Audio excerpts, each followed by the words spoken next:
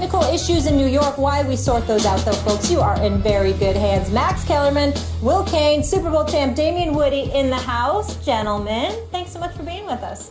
Well, I see you peeping my ring out, man. What's the deal? I don't know. I mean, I try to take it easy on Stephen A. because this happens once in a while if I go too hard on him the day before. He flaking again? Yeah. It's like, sparring gets a little rough in the gym. You got to keep your eye on who shows up the next day. Right. So, hopefully we'll get him to a studio. Max isn't used to seeing championship credentials sitting across. That is very true. That is true. Listening, Wait a minute. Was that a shot at Marcellus Wiley? Who are you talking about? It wasn't a shot at Marcellus. Okay, good. It wasn't a shot at me either because I bring championship credentials when it comes to this arena. Okay.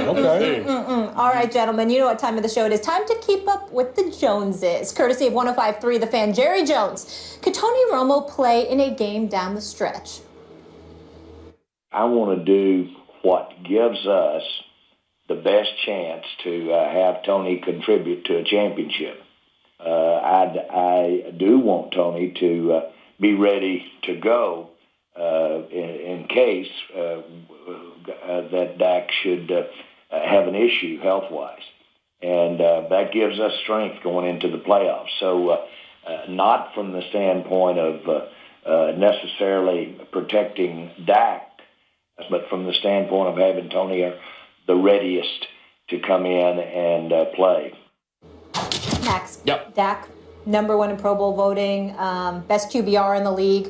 Do you have a problem with him still talking about Tony Romo? I actually do. And this is something I predicted was going to happen. I think they've handled it very well until now. And I predicted this was going to happen weeks ago. In fact, if not in theory, that if they have a big enough lead, Tony Romo gets some snaps. Why not? You rest some guys, you give your backup quarterback some snaps, you get him ready. But there's a bigger thing going on here, I think, if you listen to the way Jerry Jones phrases it. He wants Tony Romo to contribute to a championship. Now, I understand, guys, and you know better than anyone sitting here, a rookie quarterback doesn't win the Super Bowl. Never happened, right? Ain't going to happen. No, but eventually it's going to happen. And when you look at Dak Prescott and this Cowboys team, this looks like a pretty good candidate for it happening. And Dak hasn't missed a game. He's been healthy, and he's leading, and he has the best QBR in the league and the best offensive line. So, yeah, they have a big lead in the division, and the Giants lost JPP just now, by the way, for the season. So it looks like they'll have games to rest certain guys and to get Tony Romo some snaps. But if you're the Dallas Cowboys right now, maybe it's better to not have Dak kind of question his confidence or faith in the organization in any way. Maybe what outweighs getting Tony Romo ready in case is keeping Dak where he is, which right now is on top of the world. And there's good reason to believe they can win it all right now with Dak Prescott. I think that issue, optimizing that, takes precedent over everything else.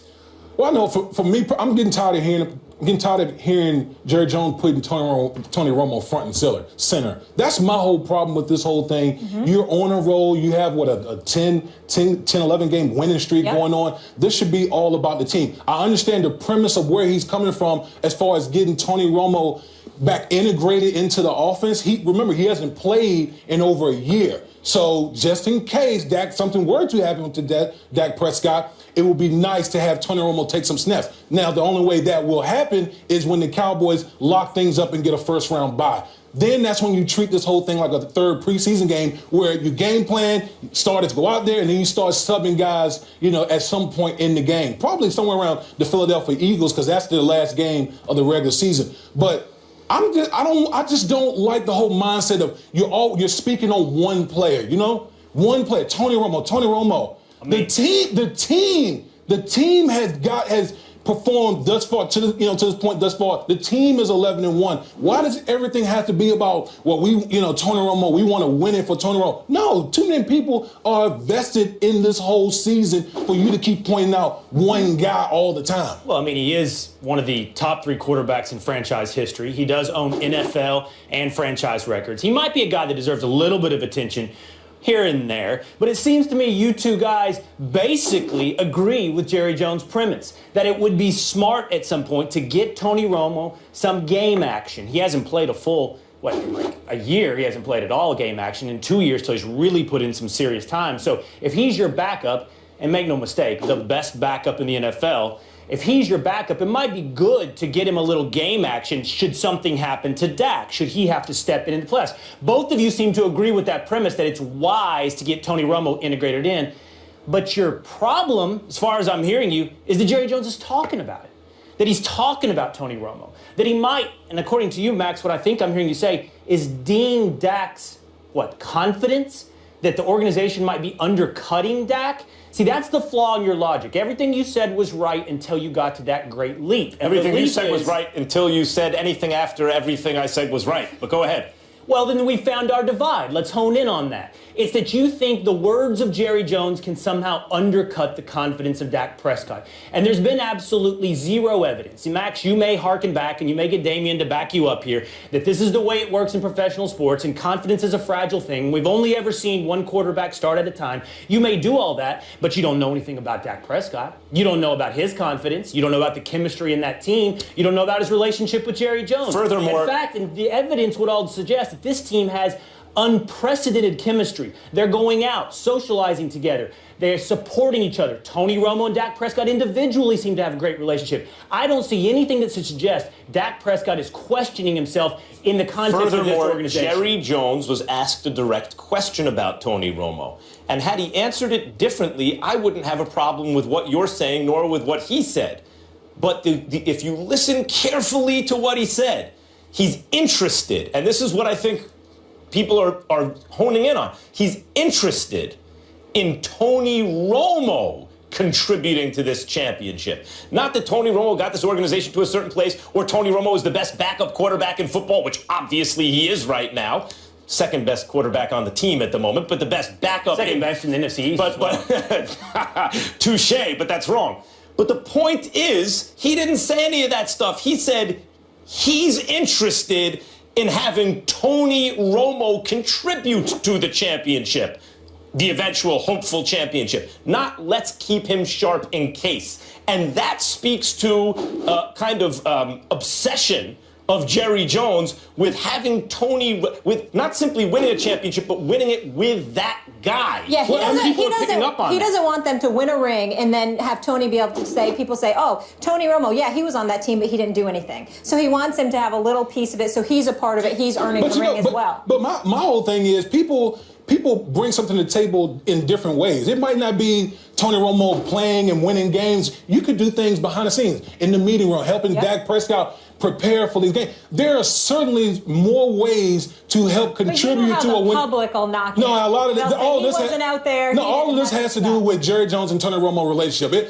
And I think as a player, the thing that I hated as a player is when a quarterback is viewed above everyone else. And that's the problem I have with Jerry Jones is you keep propping this man up. And I think what's unique about the Cowboys is when I think of the Cowboys, I think of Dak Prescott just one of the guys. He's just one of the guys, and everyone, they just have this unique chemistry. But every time Jerry Jones speaks, it's like he just keeps propping up Tony Romo above the team. And the other thing is, just generally speaking, I like Tony Romo. I have a high opinion of him. But you are kind of lionizing him out of proportion to his actual accomplishments. No, I'm not. He has never been Aaron Rodgers or Tom Brady or Peyton Manning. He's never been on that level. None of which have arguments I've made. Nor has he ever won multiple Super Bowls or even a Super Bowl like Eli Manning or even a guy like Joe Flacco. He hasn't done any of those things. He's rarely won a playoff game, too, in his career. Just to be clear. And you're treating him as though he is in a separate category than the one he's actually in. You're walking through a field of straw men with a torch. I never said he was Tom Brady or Aaron Rodgers, that he won Super Bowls. I said other things, like he holds NFL records, he holds franchise records, he's the third best quarterback in franchise history. Those are things I said that stand unrebutted. By the way, just to be clear, I don't think Jerry Jones is saying, let's get Tony Romo a few snaps in week 17 so he can contribute to this championship. I don't think he thinks a few, maybe even a half in week 16 is really what he's talking about. I think he's talking about having him ready should something happen in the playoffs, and that would be the contribution that matters. Yeah, I agree. And he's sowing those seeds that something will happen in the playoffs. He wants him to be a part of that chip. But let's keep the combo going with Jerry and your team, Will, America's team. Jerry, how do you feel about resting players down the stretch? No, I see us more as business as usual. What it does allow you to do is when you've got guys on the fence with injury, not push them. But the other part of that is the obvious. You don't want to take the edge off. A football game is a part of a personality of the team, and you want that team to stay very physical as you enter these playoffs. Max? I mean, the issue in football is usually the team that starts is not the team that finishes. They change over time, due oftentimes to injury, but also chemistry, development of younger players, the older players, holding on through the attrition of the season and all of this. The Cowboys, though, have seemed to escape that this year. They've been the best team pretty much wire to wire, pretty much, not literally, but almost.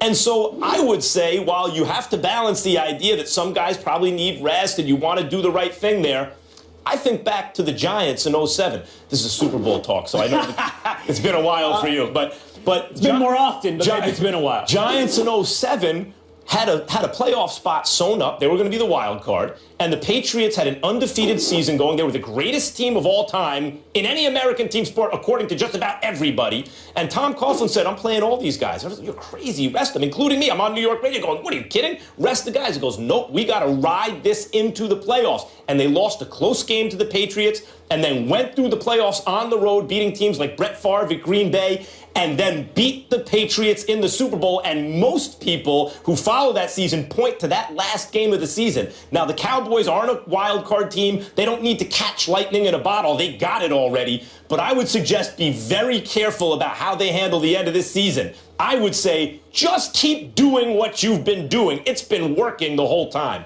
Yeah, and here's the biggest difference is the Cowboys, if they continue on the streak, they'll have a bye week. So what's the point in resting your players if you're already going to have a built-in bye week where you're not playing in the wild card round? As you said, Max, the Cowboys have chemistry. They're pretty healthy. You always got to have a little luck. Why mess any of that up by, let's hold back guys and disrupt all that chemistry. I go back to the Green Bay Packers in 2011. They won 50. They were 15-1. The last game of the year, they played the Detroit Lions. They subbed out a lot of guys. Came back in the divisional round and lost to who? Your New York Football Giants in the divisional round. So when it comes to they won the Super Bowl that year too, by the way, Will. That's a different Giants Super Bowl. Am I hurting you right now? Well, no. Do we need to count them up? If we're gonna play this game, we can count them up. In the last 20 years, go ahead. Let's just count them up. No, but so for me, I'm absolutely not. I'm totally opposed to sitting your guys and so on and so forth. Momentum is key when it comes to the postseason. Get in hot so you can ride it out. I really do defer to the guy with the championship ring on. I know, I do. It looks nice. I believe in momentum. The data analyst guy over here probably thinks it's a myth, a creation of small minds like ours. But I believe in momentum. When you got something good, you keep it going. That being said, it seems like there are certain positions where the risk of injury is higher, where you could rest. I'm specifically talking about Ezekiel Elliott. Alfred Morris is a quality running back. He's nowhere on the level of Ezekiel Elliott. But as the season progresses, I'm not talking about sitting out entire games, but maybe another series or two per game where you're resting his legs. He's never played this many games before his entire career. He's fresh out of college playing 10, 12 games a year. Now he's looking at 16 plus of playoffs. It would seem to me, and this is where I'm actually disagreeing with Jerry Jones, there are players at positions where it might be advantageous as the season winds down towards the very end, where a couple extra series of game of rest would not only give Ezekiel Elliott fresher legs, it would give Alfred Morris, much like the Tony Romo conversation we just had, a little more warm-up going into the playoffs. Should he be called on, should something bad happen? Is that not something you think could be advantageous? It could, but listen, you're talking about a rookie running back here. He should have fresh legs for the next few years. To me, that makes absolutely no sense. And they're not touching him. He's getting through the line. He's not even getting contact for like 3 yards past the line of scrimmage. I mean, listen, the thing about Ezekiel Elliott, he's had a lot of touches, but he's had nowhere near like the all-time amount of touches that running backs have had in the National Football League. He's young. He can withstand this. There's no rookie wall. The only time the rookie wall comes about is when teams are losing. Then it's not only rookies, but it's veterans as well that start laying it down. So Ride Ezekiel Elliott out. Keep doing what you're doing. Look, the sample size is data analyst guy. The sample sizes are tiny in football. Tiny. That's why people don't. Anyone who tells you that they're sure about something in the NFL as though it's the NBA or Major League Baseball are lying to you. There aren't enough events that have occurred that you can really say for sure that's what happened. I talk about the Giants in 07. You talk about the Packers in 11.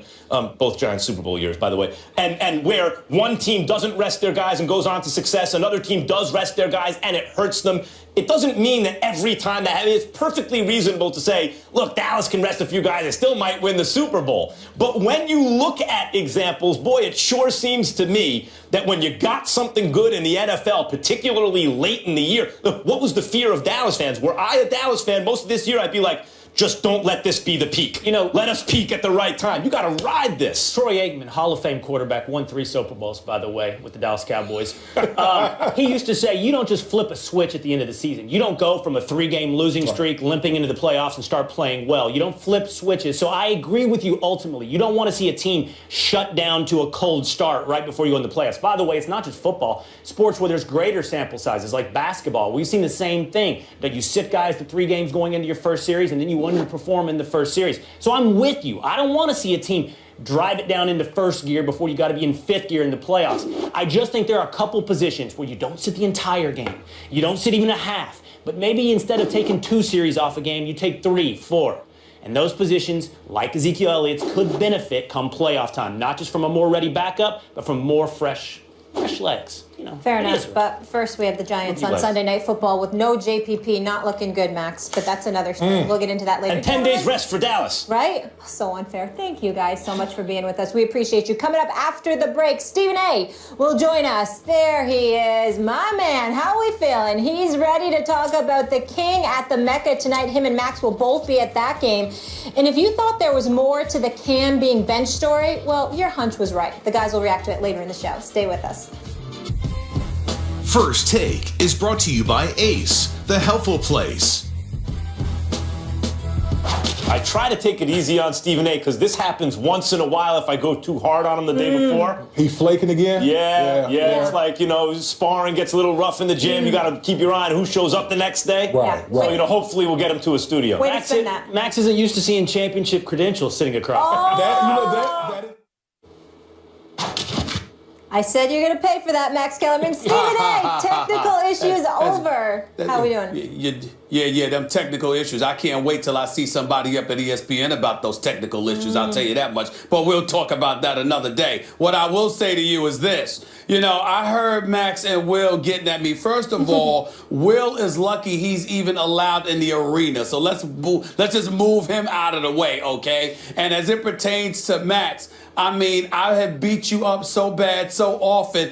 You've tried new looks. More hair on your face 1 week, less hair the next, a crew cut 1 week, another full hairdo another. You can't make up your mind how you look because of what I've been doing to you. So you got a lot of nerves. When I hear you talk like that, I think that the reason you missed the first segment is concussion protocol. Oh. Do we have one at ESPN? Yeah, right, yeah. So let me tell you, one of them technicians is going to have a concussion by the time I get through it. But that's a story for another day. Let's move on. Settle down. You guys are both going to be in the same arena tonight. That would be the Garden. So let's discuss. King James will get to see the Zen Master in person after Phil Jackson made disparaging comments toward LeBron's business associates, calling them his posse. And Phil, he's not backing down. Lisa Leslie asked Jackson if he'd like to take back what he said about LeBron James on CBS Sports Network. Here's what he said. I violated one of those tenets of our thing, and the obvious thing is the word itself carries connotation, and I just don't understand that part of it, the word. So I guess word choice could be something I could regret. But yeah, talking about other teams' players, that's out of the box. Leslie then asked Jackson if he wanted to meet with James and clear things up. No, it's water under the bridge. I don't think there was anybody hurt or harmed in this situation. I think LeBron's friend obviously had an issue with it, so we just let it go. It's not enough to talk about it. Stephen A., you think LeBron should forgive Phil? Well, first of all, I think that anybody, I think that the world is full of second chances. I mean, that's what America's supposed to be about. And I definitely think that it's something that LeBron James should forgive him for. That doesn't mean you have to talk about it. That doesn't mean that you have to sit down and have dinner together or sing Kumbaya to one another. Make no mistake about it. But at the same time, I mean, listen, he's a human being and everybody's entitled to make mistakes, make errors in judgment, and go from there. I do think it's important to highlight this point, Max. And I was talking to my man, Brandon Tierney. He and I go back a long ways. You remember my brother BT, right there, Max. Yeah, of course. And yeah, that's right, the one and only BT. And we were talking about this yesterday because obviously it was something that, he, along with a lot of white individuals who happen to be friends of mine and I know very well, they felt like LeBron James basically took, and him and his crew essentially took just a harmless mistake and just elevated it to astronomical proportions. And, thinking about it from that perspective, thinking about the world that we're living in, how PC everybody believes it should become, and it has become to some degree when real issues of race come up and you turn something like this into a race-related issue. It's something that they find incredibly offensive. And I think that that's something that I owe it to them and many, many others, particularly my white contemporaries, to point out that that's a valid argument if you were making it about anybody else. Certainly when it came to Phil Jackson, you're not making the argument that Phil Jackson is racist or in any way. Phil Jackson's history, his left liberal leaning, mentality to some degree, his actions throughout decades clearly show that there's nothing about racist or racism that should have anything to do with Phil Jackson. The problem, however, is that Phil Jackson is a cerebral individual. He's very, very slick with his words and his verbiage, and he usually knows what he's doing. So it's hard to believe that he made a mistake in saying what he said. Now, it doesn't have anything to do with race, but what it did have something to do with taking those individuals that are friends of LeBron James and not recognizing who they are and what they bring to the table as intelligent, young, accomplished individuals that LeBron assisted on a come up, and basically reducing them to an entourage or a posse or anything like that. You're sort of quelling or diminishing or dissipating their level of accomplishment. And you're basically associating with them with street individuals who are where they are just because LeBron James is their friend. And that's why they took it the way that they took it. And that's not racist or racism, but at the same time, it's something that Phil Jackson should have known better than, because he deals with enough African Americans. He understands enough about them to know how that would have been interpreted, and he was wrong to do so. Well, Stephen A., as you were describing it, you said his crew. I think Phil Jackson originally was just using posse with crew interchangeably, and he's outdated or wasn't sensitive enough to it, and LeBron pointed it out. And okay, that could be a teaching moment about assumptions that people make about groups of people, etc. Or even maybe about being extra sensitive toward groups of people based on various things. But I want to get a little bit more into what I think is really going on here, and I don't think it's about race. Sure. Phil Jackson. Neither do I. People talk about, the Eastern philosophy of it all with Phil Jackson. And this is very Sun Tzu of him. Undermine everything that is good in the land of your enemy, right? That's always been Phil Jackson. He tries to undermine everything that's good in the land of his enemy. So that in 2011, when he thought his Lakers might make it to the finals again, they've been to 3 straight, and he knew what the rising power was in Miami with LeBron James and the Heat and the Big Three. And Spoelstra came out and said that when there was talk about maybe Pat Riley replacing him as coach, there were guys crying in the locker room. Phil Jackson said, this is the NBA, no boys allowed.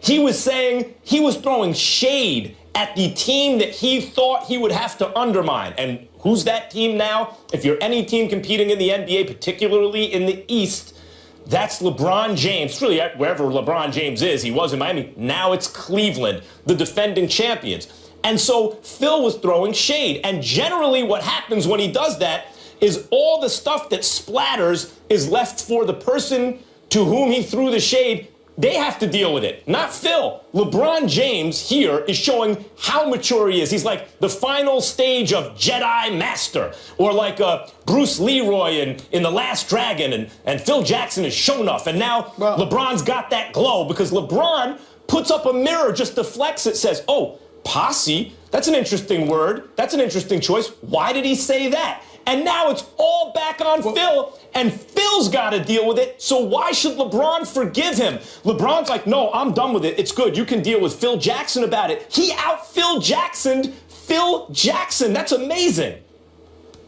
Yeah, but at the same time, I think that I don't think you're looking at it correctly, if I may say so. I think there's a couple of things that you need to take into consideration. And let me put on my insider hat here, Max, just to be fair. Just to be fair, let's understand that Phil, with that little soliloquy with the posse word, implemented the whole thing about LeBron James supposedly, the team, not being ready to go, and Eric Spoelstra calling Pat Riley, and, what is there to do here? Phil gave the impression that there was some inside information that he was letting out there about LeBron James essentially coming across as a prima donna and forcing Eric Spoelstra to take a position, bringing up Pat Riley, and then inserting his boys into the equation. And when you do that, coupled with what you were saying about LeBron, you're essentially giving the impression, typical young dude in the NBA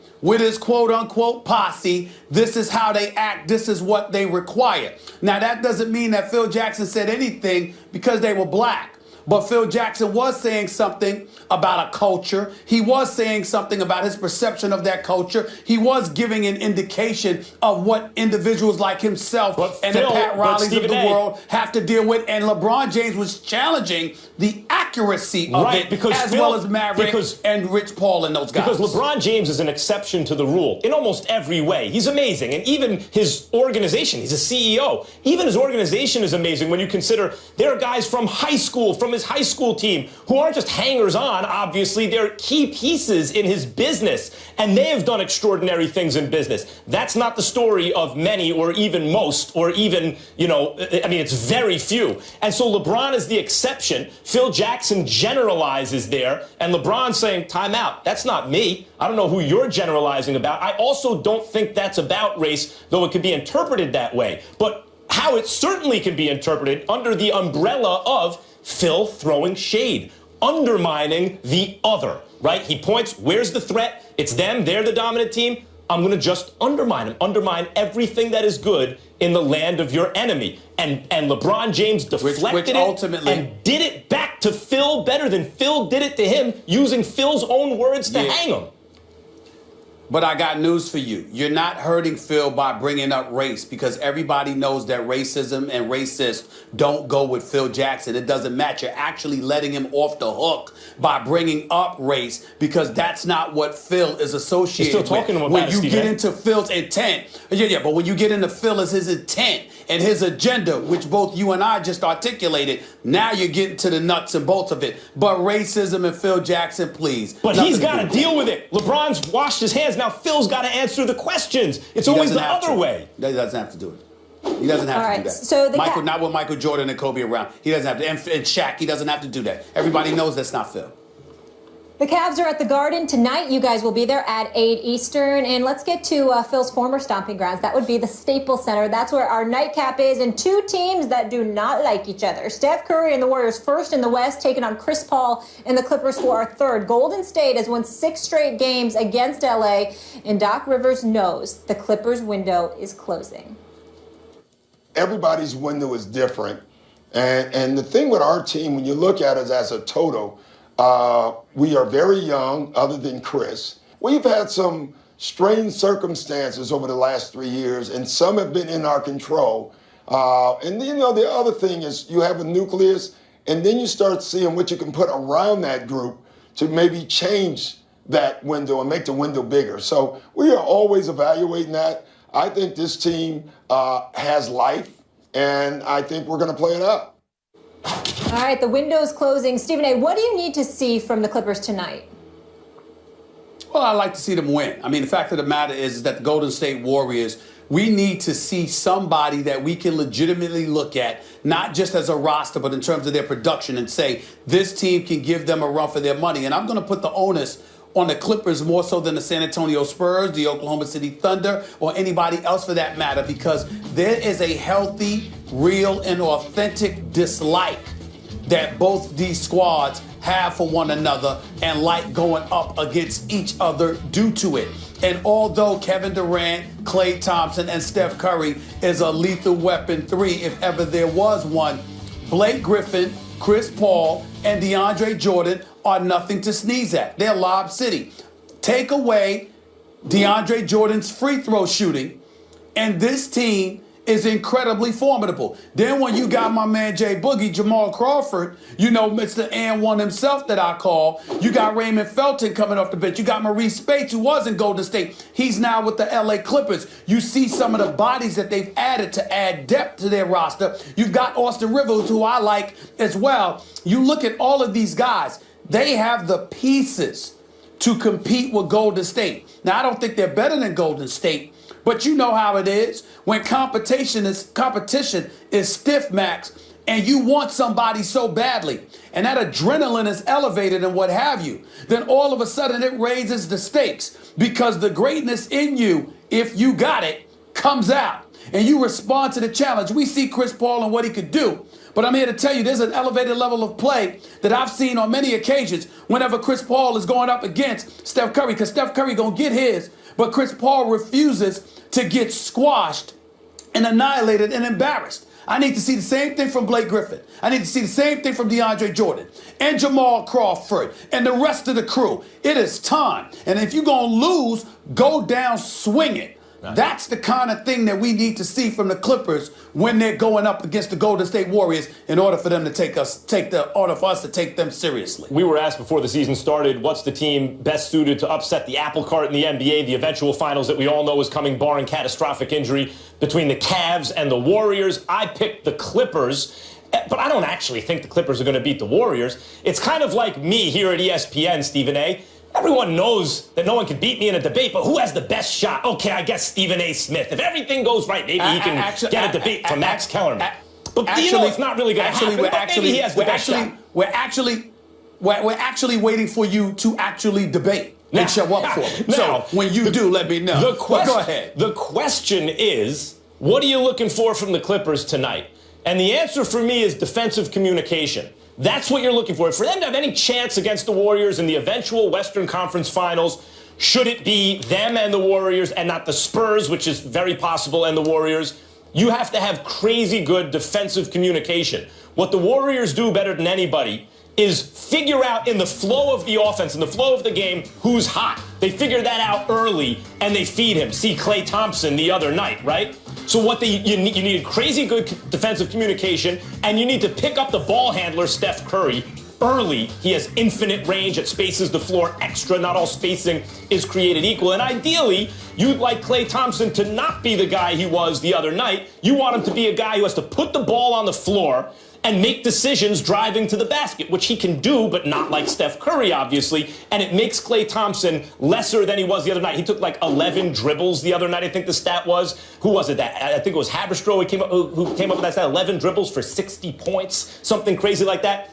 Klay can't be that. So the Clippers have to communicate defensively, loudly, early, and well to have a shot. If they can start demonstrating that they can do that this early in the season, maybe it's an indication that at some point they could actually compete with the Warriors in the Western Conference Finals. That's what I'm looking for tonight. Well, listen, the bottom line is this. Blake Griffin is a star. We won't dispute that. I need him to be a superstar.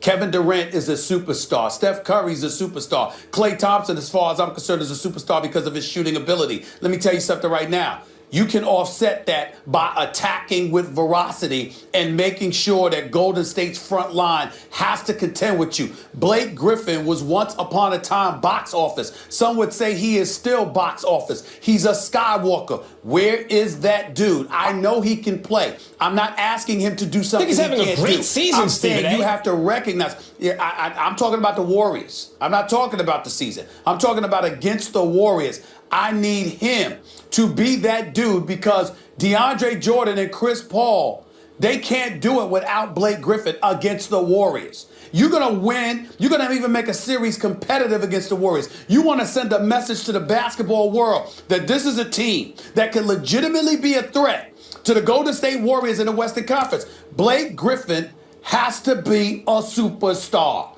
period. All right, we got a great slate here on ESPN. It's going to be fun, and you too have fun at the game tonight. But you know what else is fun, Stephen A? Tibbet time! Tim Tebow is going to get his shot to play with the major leaguers, but does he deserve it? Someone at the desk has a major problem with it. Plus, Dak and Zeke are on a roll on and off the field, but the guys have an issue with the quote-unquote off-the-field celebrations. We get into it. Tim Tebow's baseball career is apparently far from over. Tebow's 19-game stint in the Arizona Fall League resulted in mixed reviews from Major League scouts and officials, but New York Mets manager Terry Collins spoke highly of Tebow and was adamant he come to Major League camp. I certainly hope we'll see Tim Tebow in some of our games. If he's not in our camp, I will get him over. Stephen A. Should this be a consideration? Hell no. I mean, this is... Let me be composed. Breathe. Tim Tebow's my friend. I wish him nothing but the best. I do not root against Tim Tebow. Mm-hmm.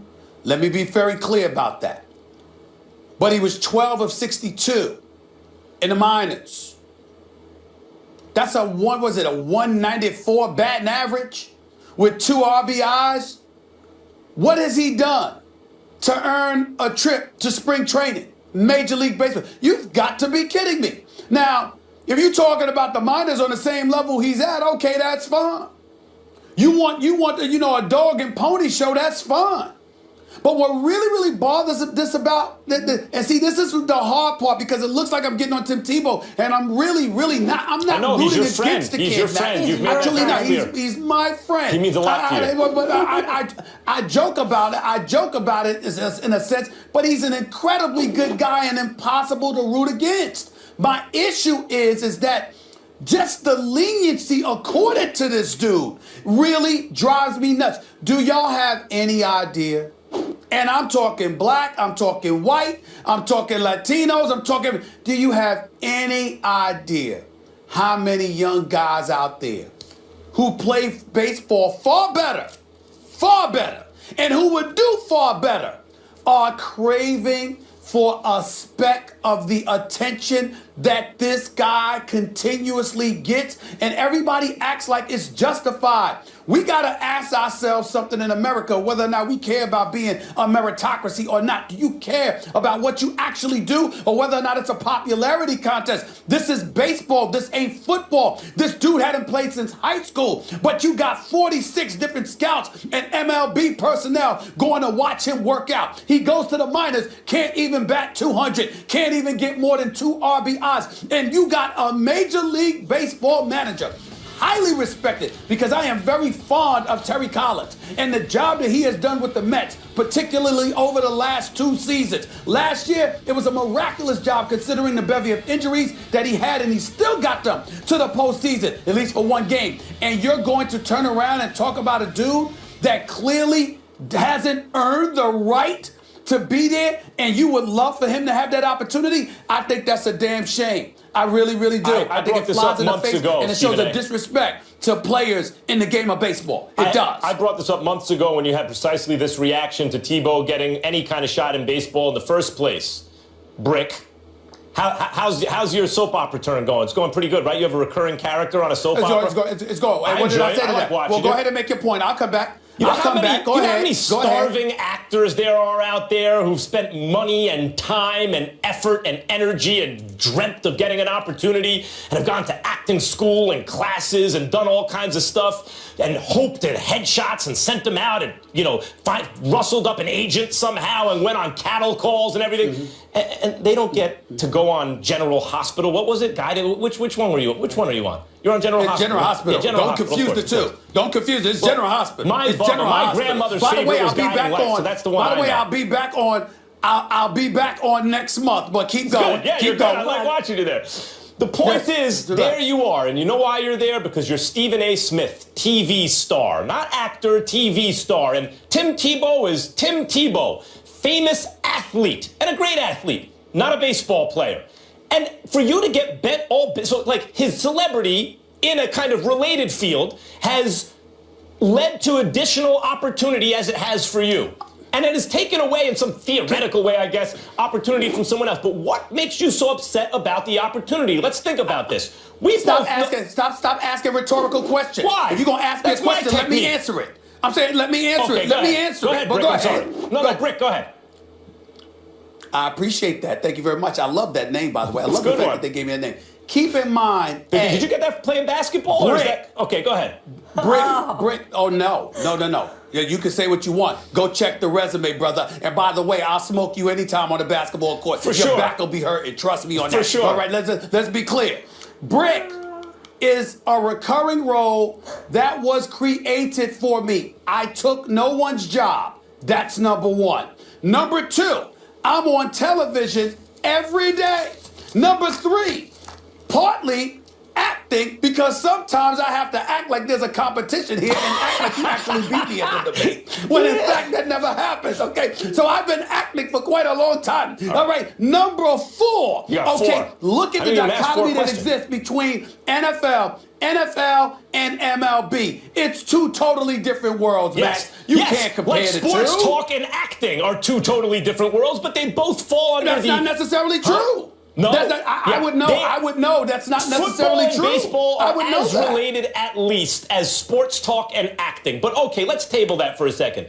What makes you really so upset about the opportunity when you really think about it? Is there any shot that Tebow makes the majors? No. Is he because he's inspirational to people and he gets additional opportunity, he's gonna learn to hit the curveball? No.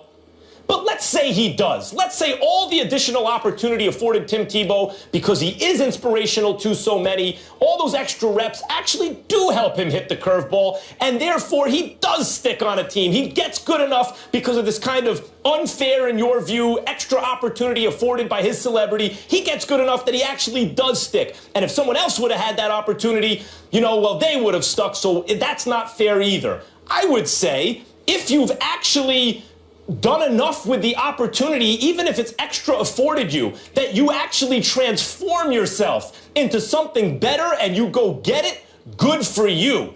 But it ain't gonna happen, and we know it. So what are you upset about? That's not fair. And the reason that's not fair is because that implies that essentially I want Tim Tebow to fail. That's not where I'm going with this. This has nothing to do with Tim Tebow in terms of his own individual pursuit of his dream. I respect it and I admire him for it. My issue is that you're making, not you, but they're saying these things about Tim Tebow for one reason and one reason only. They like him. And that's so subjective. And that's so arbitrary. But more importantly, it is not something that's accorded to most people in our population. Right. I got a real problem with that. There should be some level of merit to it all. I had no problem with him being given a chance in Denver, and then being given a chance with the New York Jets, and him being given a chance with the New England Patriots. That's right up his alley. But to not play baseball since high school, but you already said, that's not true anymore. Now Come he has. on, man, that ain't right, man. Now he has, and he's trying to parlay that opportunity into another one, and okay, that's how it works. But it's the same principle for me. It's the same principle for me. 46 guys. You know what? And you know what? Some of these young talents out here, millions, Max. 46 MLB personnel members come to watch you. Make the team anyway. That's a bad. He's taking the spot of the last guy on the roster. But you said something interesting before. You said because of the respect and admiration you have for Tim Tebow. Many, many people have a lot of respect and admiration for him because he does not allow the reality of the world to interfere with his dreams. And while that's not literally how everyone should behave, it is an inspiration to many. And so teams want to bring him in probably for two reasons, neither of which have to do with actual athletic competition. He ain't going to make the team. But one, because they're cynical and they want to capitalize on it, financially, commercially. And two, because he will serve as an inspiration, they hope, to minor leaguers, that he will make them feel big about themselves. And I don't have a problem with either thing. professional personnel individuals in professional sports leagues, I believe, have an elevated obligation to reward folks on merit as opposed to popularity contests, because I believe sports to be the closest thing to a meritocracy that we have in this country. If you get to a point where it's about who you like and who's ingratiated themselves enough and who's likable, as opposed to what they actually do with their performance, man, you're going to have a vast segment of this population that'll never have a chance. If we're talking about being on a postseason roster in the major leagues, fine. But if we're talking about a minor league spring training is a big deal, Max. The last guy on the roster, come on. Spring training is a big deal to a lot of guys. And none of them are very good, or they'd be on the roster, Max. Right? I mean, none of them are the stars, or they'd already be on the roster. You never know, Max. You never know. All right. You never know. Tim Tebow getting awarded. We have another big name being punished. Coming up after the break, we said this one smells. There's more to the story of the benching of Cam Newton, not just the dress code. We will explain and react after the break. So we debuted a new segment this week, and it is called Final Take, where the guys get a chance to speak their mind uninterrupted, let loose on a topic of their choosing. Stephen A., what you got for us today?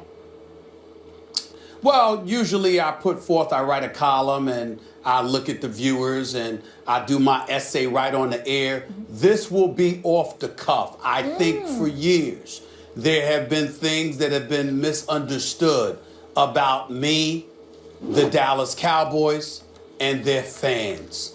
I'm going to put that all to rest at the end of today's show and really get very, very personal about where the residue of my disgust with Cowboy Nation actually comes from. I'm going to open my heart and I'm going to reveal the truth finally after 30 years. I'm a little nervous. You're off the cuff on this subject. So everyone, please make sure to stick around for Final Take at the end of the show. It's going to begin. I can't wait till the day the Cowboys sign Tim Tebow. That would really be a perfect storm for Stephen A. I think that ship sailed. It'd be the Yankees at this point. That would get him going. But you have a perfect segue for me, Stephen A. Let's get into our next subject here. 3 days after Cam Newton was benched by Ron Rivera for a dress code violation, there are conflicting reports on why Newton was punished. Barstool Sports is reporting he was benched for being at a club past curfew in between games on the West Coast and not for failing to wear a tie on game day. And then you mentioned the Cowboys. On Monday night, Dak Prescott and Ezekiel Elliott celebrated the Cowboys' 11-1 start, popping some champagne in the club in Dallas. So I want to start with you, Stephen A. here. Is it okay for athletes to be in clubs? Max, Molly, this is the most difficult question that I've ever had to answer because Max, my man who used to sit in that chair, my brother from another mother, Skip, once made me laugh so hard they almost had to call the paramedics because I was laughing so hard because he actually said that professional athletes should literally have a curfew and shouldn't be out after 11 o'clock at night, which I thought was the most ridiculous statement that I've ever heard. He always said that. Here's my thing. I'm not so sure I disagree that much in this day and age. Now, I'm not about to sit up there and go that far and talk about curfews and things of that nature for grown men who know what their responsibilities are. But I will concede that times have truly changed. That the world that we live in, with everybody having cameras on their cell phones, with Twitter and the advent of other social media outlets, and how perception can become reality even when there's no truth attached to it whatsoever. And the damage that it can do to a lot of these guys. I would never say, don't go out. I would never say you should have a curfew and as a grown man you should be prohibited from hanging if that's what you choose to do, so long as it's not in violation of any team rules. But what I will say is that I believe the time has arrived where the world is so wide open, I do find myself, even me personally, asking, is it truly, truly worth it? Max, I'm at a point, man, I'll go out to dinner. I'll take my girl, we go out, we'll do whatever, jazz club or something. But I got to confess to you, man, ain't no desire to go out no more. because it just doesn't appear to be worth it. And I'm a grown man who has a 2-drink maximum, has never been in any kind of trouble, and ain't about to get in any kind of trouble, okay, from a legal variety, that is. Legal, I'm talking about legal issues. That's what I'm talking about. I ain't gonna get in no trouble like that. My point is that it just ain't worth it. And I do think it's come a time where these guys got to start looking at it and asking themselves just that. Listen, I'm old enough to have been in the transition from pre-social media to social media era. As someone who was on TV and had some disposable income as a young man, and I can tell you my experience of it is precisely as you described, that it's more dangerous even just to go out just on the optics alone, the way it looks, because everyone has recording devices. And if you're recorded in a moment that is even taken out of context, looks bad, it can be very bad. What social media has done, and camera phones, it's taken backroom issues and behavior. The behavior we've always had culturally and understanding, at least implicitly, that the way we behave in public is not always the way we behave in private. And social media and camera phones has taken that kind of private backroom behavior and brought it to the front room. And there's this insistence somehow now that those two things have to align more closely, or you're being hypocritical, or you're really behaving bad. I would say in the case of athletes going to clubs, that's a major consideration. You're right. They should weigh whether it's worth it or not. I would also say that a lot of the athletes that people think are choir boys, including some of the quarterbacks with big endorsement deals throughout even recent history, go out and party like everybody else. But here are the two things you have to do if you're going to do that. One, don't get caught, which is very, very difficult. I mean, if you go out a lot, eventually you would assume you will.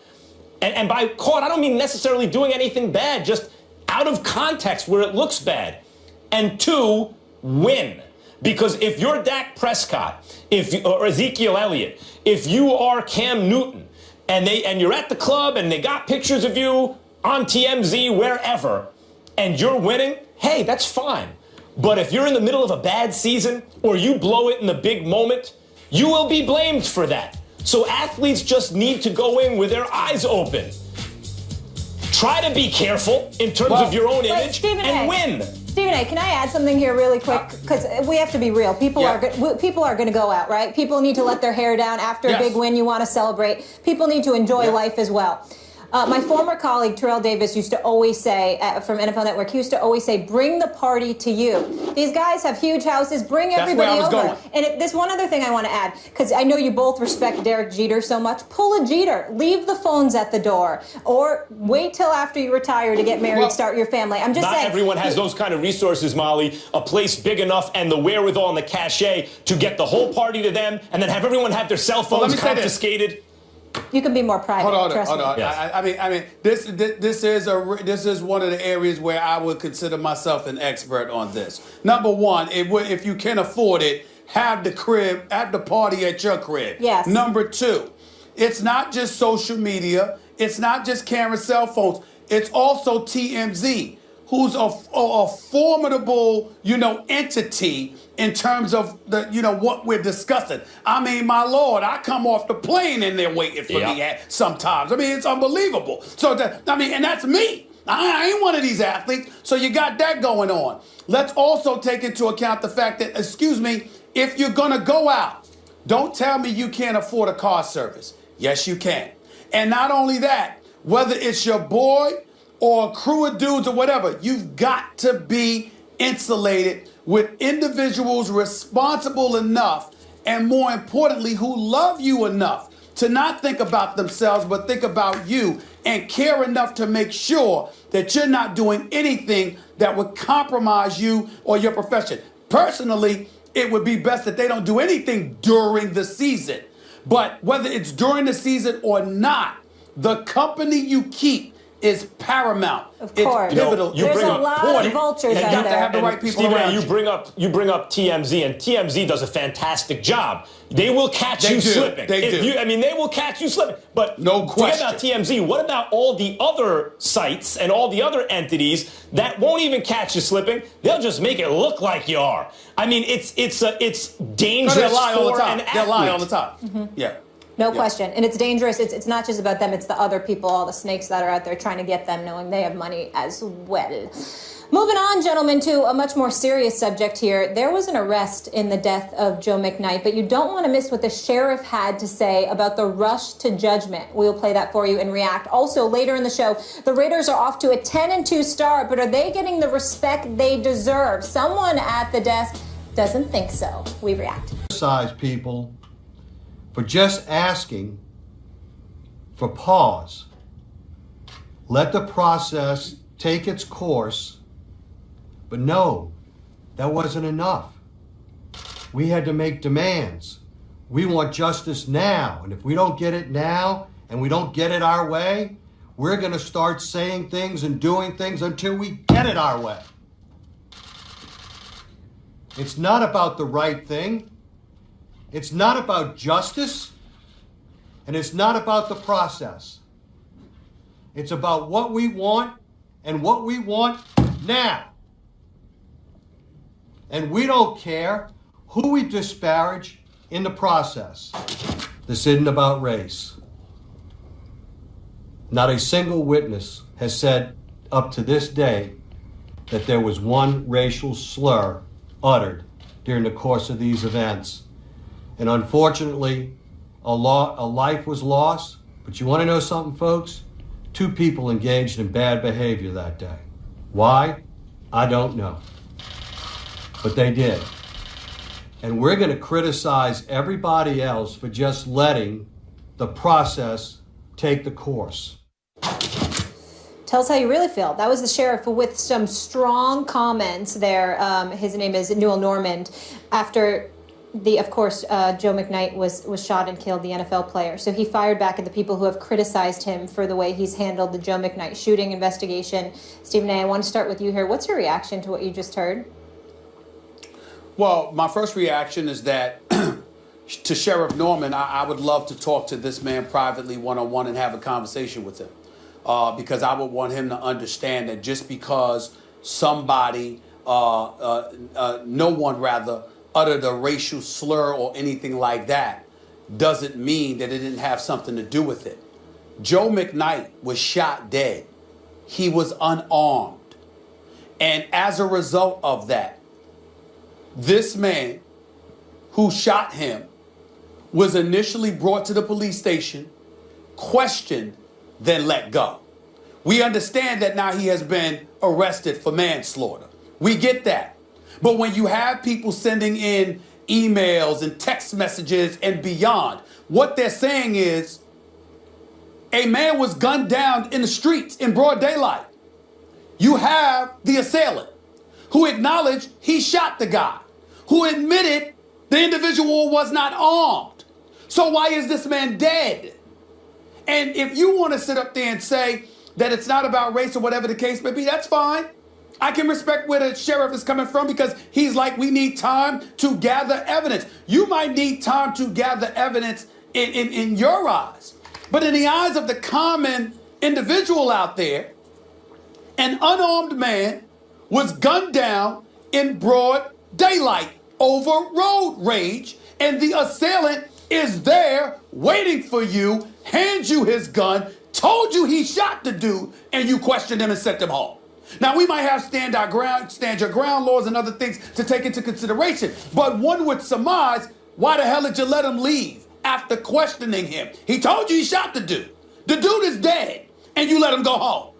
I don't give a damn if it was for an hour. What you let him go home for? What did you want him to do? Go home and cook himself dinner and chill and watch an episode of General Hospital? I mean, what the hell was that about? So when you look at it from that perspective, of course people are going to take it the wrong way. And then when you couple that with the times that we have been living in, particularly over the last few years, the protests, Black Lives Matter, black individuals getting shot down. It's not just about police brutality or the specter of police brutality. George Zimmerman, when he shot Trayvon Martin, that wasn't a cop. It wasn't a cop. There are people who Will Smith and his situation in New Orleans, if I remember correctly, it wasn't a cop who shot him. But what we're saying is other people get into situations and somehow, some way, there are arrests, there are confrontations, there are questions and all of this other stuff. But when black men get into situations, they're dead. Now, that might not be a racial issue to Sheriff Norman. I would love to have a private, off the record, off the air conversation with him to explain to him why he is wrong. Period. Yeah, from his point of view, I understand what he means when he says this was not a racial issue and that it wasn't a hate crime. It wasn't about race, the confrontation. It was simply an issue of road rage. It's very difficult. I'd say it's impossible to completely divorce law enforcement and the issue of race, particularly in situations like this. There is someone who is dead, and it was a black man shot and killed at the hands of a white man. I would say that the history of this country has tied race to class. This is not new ground here. This has been discussed and written about for generations now, has tied race to class in a way where there are clearly second-class citizens based on race. Now, if a member of law enforcement, in this case, this man feels that that's outrageous, they're following the same procedures, etc., that they would otherwise, had the race been reversed, had it been a black man who shot and killed a white man, I would ask those listening to perform that thought experiment in your own mind. Had it been a black man who shot and killed a white man, would it take 4 days to lock him up? Especially if you knew where he was and you brought him in for questioning. And once you do that thought experiment, I think the answer becomes pretty obvious. Now, maybe there are law enforcement people who say, no, were it me, were I in charge of the case, I would treat it exactly the same way, regardless of race. But that's not the way it seems to most people, and that hasn't been the history of our country. So to stand up there and say that you can completely divorce race from an incident like this, I think is at best naive. Well, a couple of things that I'd like to point out, Max, and I'd appreciate your input on what I'm about to say. First of all, by letting the guy go after questioning him, you've essentially allowed him to go home and get his affairs in order. Hire your lawyer, get your family together, do whatever it is that you need to do to prepare yourself for the onslaught that would come about. I am telling you, as an individual who is from the streets of New York City, who grew up with drug dealers on my block, who knows the streets, who understands it, I'm trying to tell you, that just does not happen for black people. Let me be very, very clear. I have law enforcement officials in my family. I've got 2 of my boys. One's a DEA agent, one's FBI. I got a couple of police officers that are my boys as well. And I ain't just grow up with hood rats. I grew up with hood rats that turned into something special. You understand what I'm saying? I'm telling you what they tell me. That doesn't happen for black people on most occasions. That's number one. But the other point, Max, that I would like to articulate about this to Sheriff Norman, and again, I'm disagreeing with him, but I'm not condemning him because I understand that on his side of the fence, I can hear where he's coming from, which is why I said I'd love to have a conversation with them. As it pertains to Sheriff Norman, I got a solution to some of the things that he was talking about. Can you show us incidences where road rage occurs with white people and they're getting gunned down in the streets?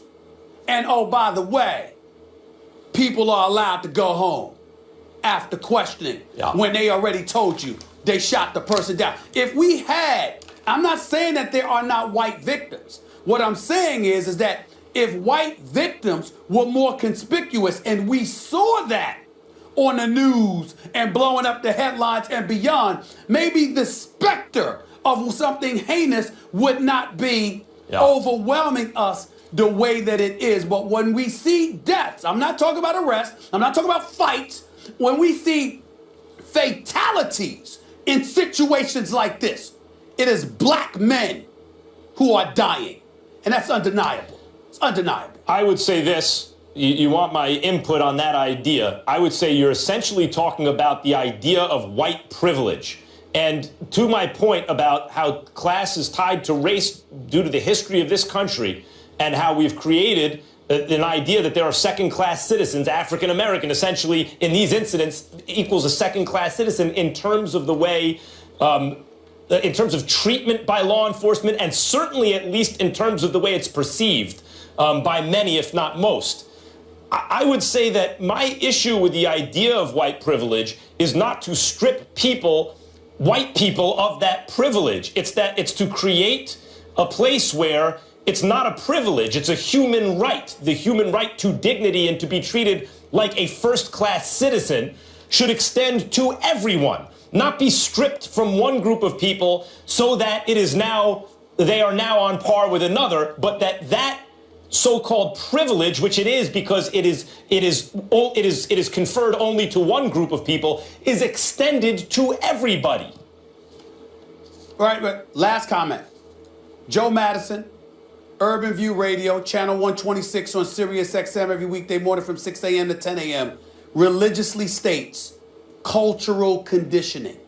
What we're talking about here, and the media is very responsible for this, is this perception that has been disseminated for decades and beyond that somehow black men are animalistic, somehow black men are a danger, they are a problem, and they are to be mowed down. It may not be the intention of the present day media, but the actions spanning decades have culminated to a point when it comes to black men, a legitimate argument can be made that while others can talk and there can be a negotiation, black folks, black men have to be gunned down.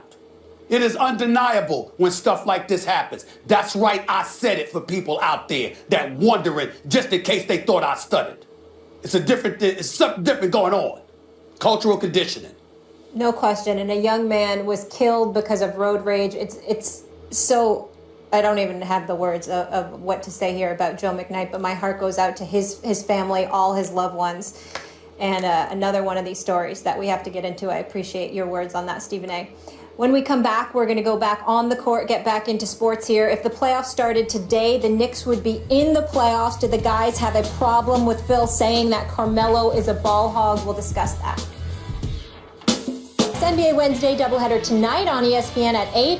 LeBron and the Cavs taking on the Knicks, then Warriors and Clippers from the Staples Center. Coverage tips with NBA Countdown charged by Mountain Dew at 7.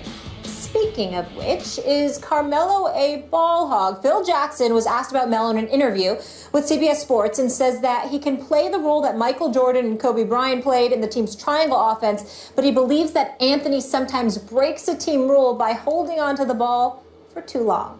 Carmelo, a lot of times, wants to hold the ball longer than we have a rule. If you hold it past 2 seconds, you benefit the defense. He has a little bit of a tendency to hold it for 3, 4, 5 seconds, and then everybody comes to a stop. That is one of the things we work with, but he's adjusted to the triangle. He knows what he can do, and he's willing to see its success. Stephen A., do you have any problems with Jackson's comments? Well, of course I do. I have profound respect for Phil Jackson. 11 championships are 11 championships. But I don't like him very much. And I think that I need to say that. And here's why. Phil Jackson has been called many things. He's been called the Zen Master. He's been called the brilliant basketball coach, brilliant basketball mind, an ultimate champion, the best coach in basketball. But there is one thing that Phil Jackson has never been called. And it is absolutely what he is. He's a bully. No one's ever called him that. I'm going to today.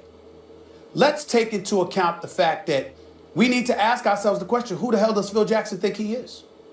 Phil Jackson does have 11 rings. 6 of them came with Michael Jordan and Scottie Pippen. 5 of them came with Shaq and Kobe, got 3, and then Kobe with Gasol. No one has rode the coattails of a superstar the way Phil Jackson has. Don't tell me that the Chicago Bulls don't ultimately win a championship had Doug Collins remained their basketball coach. Now, I'm not going to take anything away from the greatness of Phil Jackson because there's something to be said about, not messing up what you have, Max. The problem is, when have you heard Phil step back and exude and display humility in talking about how lucky he was to have Michael Jordan? How lucky he was to have Scottie Pippen. How lucky he was to have Dennis Rodman. How about a Tony Kukoc? How about a John Paxson? A B.J. Armstrong? A Steve Kerr? How about that? When have you ever heard him talk about that? How about when he got Kobe? Now, in fairness to Phil, they didn't win when they had Shaq and Kobe until Phil got there. But at the same time, you won when you had them. And then Mitch Kupchak pulled off the heist of the century when he got them to get rid of Kwame Brown. Phil Jackson. To get Pau Gasol. I mean, come on. Phil Jackson may be a bully. Nobody ever says this Phil about Jackson him. may be a bully. I don't see how it comes out in this respect. I mean, he knows the triangle better than anyone. And when he says, I'll take his word for it, that Carmelo's holding the ball too long to be less than optimally effective in the triangle. Now, Carmelo should be able to run the triangle. He can score from the perimeter. He can post up. He can get his teammates open looks and all those kind of things that Phil Jackson wants him to do. But if Phil says he's holding the ball too long, fine. Because Carmelo's not on his best day as good as Kobe Bryant or Michael Jordan. In fact, he's not as good as Scottie Pippen or Shaquille O'Neal. He's not as good as any of those top flight guys that Phil Jackson's had in the past. There's an argument between Pau Gasol at his best and Carmelo Anthony. I got news. The point is, of everyone I just mentioned, the only one to have a championship without Phil Jackson, the only one is Shaq. And he got 1. He got it with Dwayne Wade, who had the greatest finals of anyone since Michael Jordan had among his great finals. So with another top 3 or 4 player in the league who went bananas in the finals, Shaq got 1. Kobe never sniffed another championship without Phil. Neither did MJ before or after. Neither did Pippen in spite of playing when he still had something left on good teams. There you go. Neither did Gasol. I mean, so Phil Jackson has something to do with that. Yeah, who said he didn't? I mean, what am I talking gibberish here? Who said that Phil Jackson deserves no credit? Players who won championships. No. Excuse me. What coach had the players he had? And by the way, let's talk about Greg Popovich, for example. Greg Popovich don't even want to do interviews. He's mad he's got to talk at halftime. He's mad he's got to talk during the games, okay? He barely wants to talk to the media on a day-to-day basis. When the man gets Coach of the Year, the players have to come out and get him to hoist the trophy. And when he has the trophy, they run away because he tries to give it to somebody else because he wants no credit. But Phil's sitting down with everybody from Charlie Rose to ESPN and everybody else and he never ever talks about all the other guys and what they did for him. He does Never sometimes. does that. Sure he does. But if you want to get down on Phil Jackson for something, you should be down on the fact that he's so insistent upon a culture of the triangle as the basis for his offense. I mean, Greg Popovich uses a little triangle sometimes. Yeah, it doesn't work in today's game. That's the thing to be down on Phil Jackson about. No, what I'm down on him about is that he's so quick to get on other folks. This is his 3rd year here. Is Melo the reason he walked into this season with a 49-115 record in his 2-year tenure, or that he couldn't build a bench? Is Melo the reason for that? Phil Jackson, is Melo the reason that the man has been on 2 road trips and they were LA, the Clippers and the Lakers games last year? Is that Melo's fault? But he holds the ball a little too long sometimes. That this guy can't seem to assemble? I understand that. But listen, we all know that. Allen Iverson held the damn ball too. It didn't stop Larry Brown from getting him to the finals because you built the team around him. What has Phil Jackson done? All I'm saying to you is this. I respect the man as a great coach. He's an 11-time champion. But the arrogance and the willingness to bully people when you always talking about what they do instead of what you don't do. Phil Jackson is a great coach. He is a novice as an executive. He is a novice as a leader for the Knicks franchise. 13-time champion, too, as a player. But yeah. That is a fact. We got to move on. Okay, I said 11 as a coach. I said coach. Denying what Larry Bird has done. And we want to say happy birthday to Larry Legend. The former Celtic great turned 60 today. Bird was a 3-time league MVP, 2-time finals MVP, and 12-time All-Star. It got us thinking in our morning meeting, will we ever see another white superstar on Bird's level, Max? Yeah, of course we will. I mean, listen, you take just North American Caucasian players like Steve Nash and John Stockton, not quite on Bird's level because they're shorter, but they were some of the best point guards of their generation. Of course, we will see other, American Caucasian, I suppose, European American superstars. Eventually, we'll see more than one. Stephen A. Smith. I'm not so sure. I mean, I definitely think that we'll see European stars of lighter pigmentation.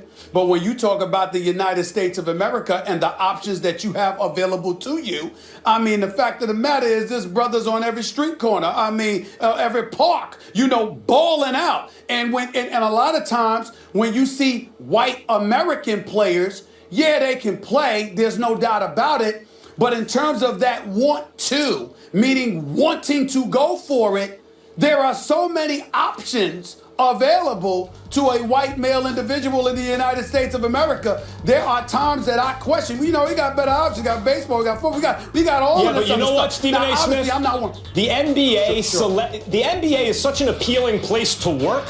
It's not full contact like football, guaranteed contracts, lots of money, fun to play, that if you can, it's almost not an exaggeration to say the following. Everyone in the world, basically, who can play in the NBA does play in the NBA, and it selects Let me make you laugh. Let me make you laugh with what I'm really, really trying to say. It's not intentional, and it's not insidious in any way. It's all in fun and love, but it's almost like reverse discrimination in the United States of America. It's like we got the black dudes, we got the Europeans, okay?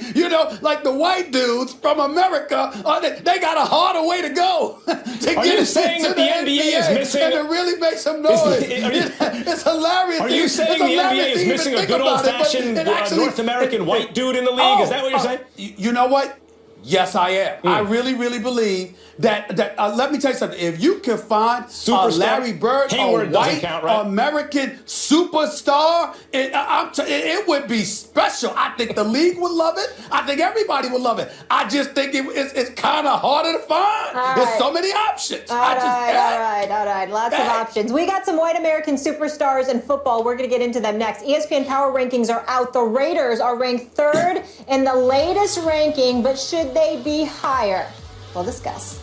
The ESPN Week 14 NFL Power Rankings are hot off the press, and Stephen A's favorite team remains on top. But behind the Cowboys, the Gronkless Patriots moved up 1 spot to number 2 after a win over the Rams, and the Raiders dropped 1 spot to number 3 after their comeback win against the Bills. Both New England and Oakland are 10-2 this season. Max, yes. Do the Raiders deserve to be above the Patriots? No, they don't.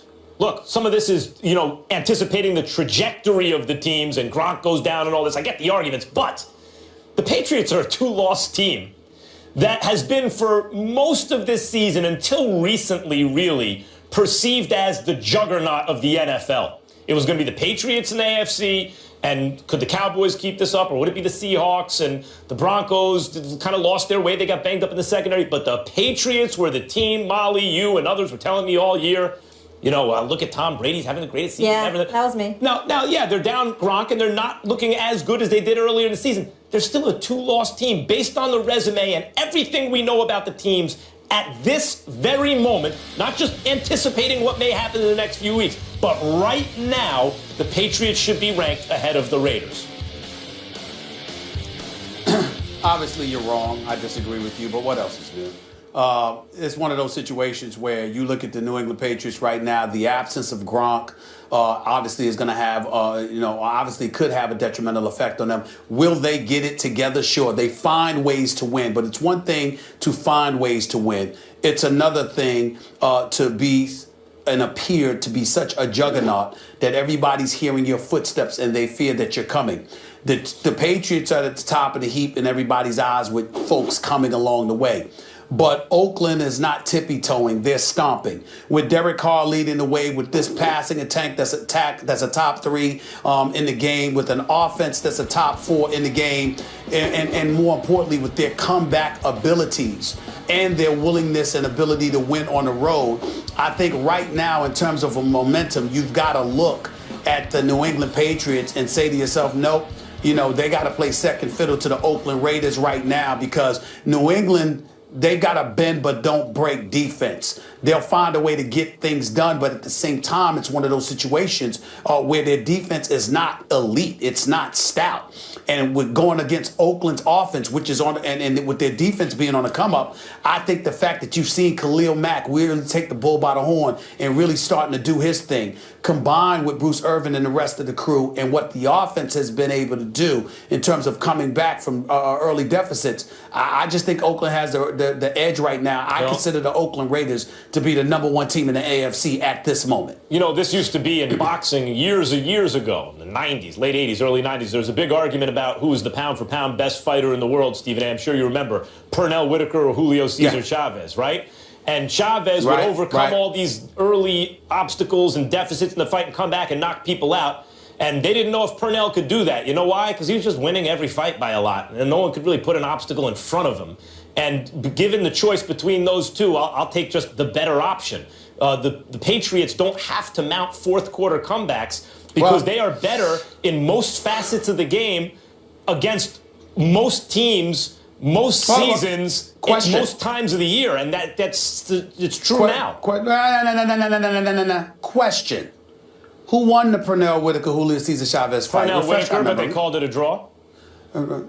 I asked you who won. I didn't ask you what your feelings were. My feelings were the only thing did that not counts, win. Stephen A. It was a draw. No. It was a draw. So, no, wait a minute. Why was it a draw? Why was it a draw?